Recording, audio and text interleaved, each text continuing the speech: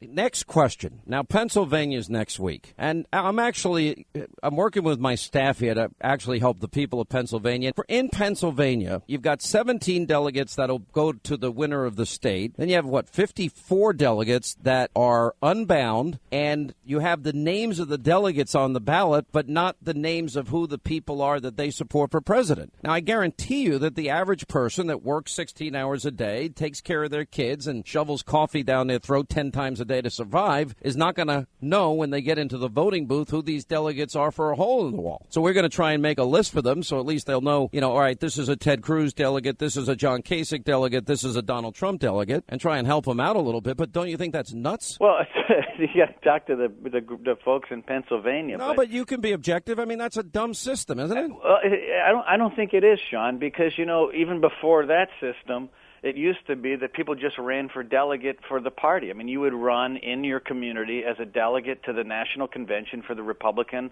or Democrat Party, and then from there you'd show up at the convention and you'd be voting and on rules and for officers and for the business of the party. So there was no sort of binding and there was no sort of choosing a candidate before. Well, just because it was bad before and it's still bad doesn't make it good. I mean, I don't know. I mean, some people, listen. Well, hang on a second. If the average person goes in to vote in Pennsylvania next week and I have the names of delegates, for example. Okay, look at District 3. Lynn Ryan, James Kafalos, Daniel Vette, or I don't know how to say it, V-E-T-E, how do you say that? Vet. All right, so Vette. So you got those three people. Now, you have no idea who they're supporting, do you? But it's up to them to campaign in their community for the slot to be a delegate at the national convention. All right, but the reality of the average person. But the reality is that this is a party's nominating process. This is the way that the party chooses a nominee. But that's my if you point. Don't like it, it's Sean, dumb. Then you should get involved in the party and you should get yourself elected to the Rules Committee and propose your reforms.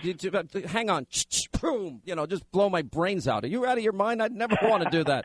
I would never want your job either. For especially this election year. By the way, you had a funny line the other day. Oh, I'm not putting Bailey's in my cereal for crying out loud. But I'm not. I'm enjoying why talking can't you to just you admit, every day. Yeah, that's true.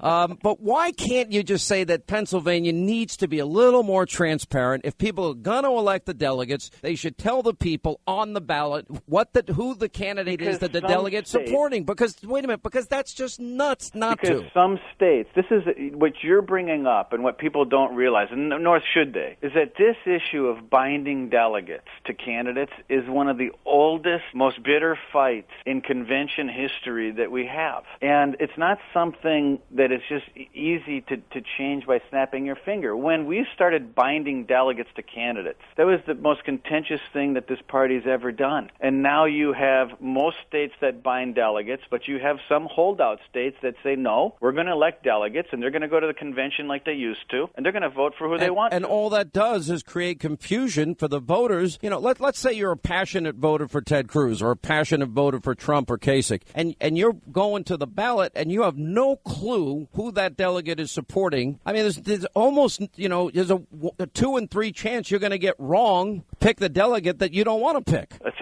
Listen, Sean, I get it. I get what you're saying, but why don't you just say, you're right, Sean, it's a dumb system. It's a dumb system.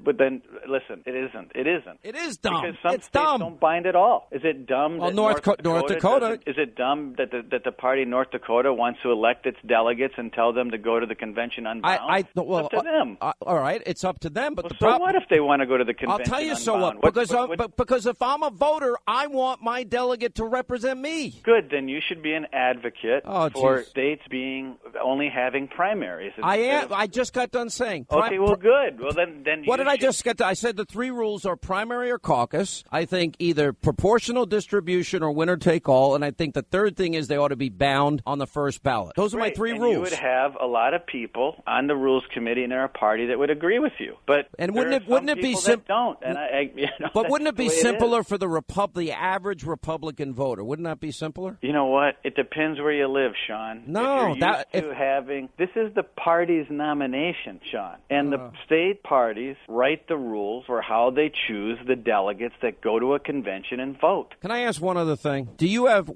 this is a very important question I'm going to ask.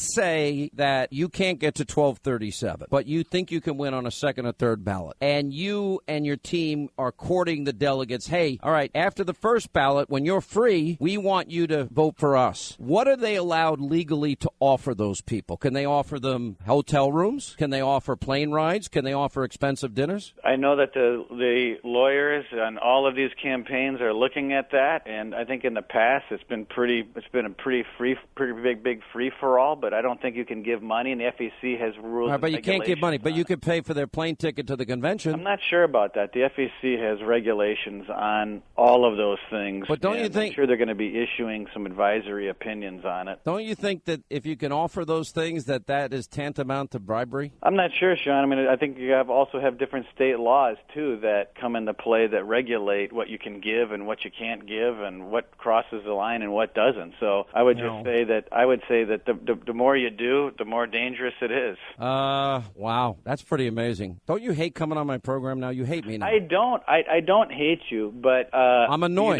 You know what people don't know is you and I are pretty close friends. No, I like you a lot, but I honestly find this whole thing annoying. Well, you do, but it's up to the delegates on the Rules Committee to write the rules that are frustrating you. And if they want to change those rules, they can. Okay, but they got to change them after the voting took place. It drives me nuts. No, they don't, Sean. They can change. Well, I now? hear what you're saying about the next 4 years. But there's two steps. One, the Rules Committee this year can deal with a lot of these things you're talking about if they want to. But then if we win the White House, which is what we all hope and pray for, I'm hoping that president can work with every one of these states and say, listen, I don't like the way this goes, I don't like the way that goes. They can reform whatever they want step by step. All right, I've got to roll. Okay. But I hope you take my suggestions, and I hope you advocate for them, and then everything will be much better. All right, buddy. Thank you. All right, Reince Priebus on the Sean Hannity Show. I don't sleep well.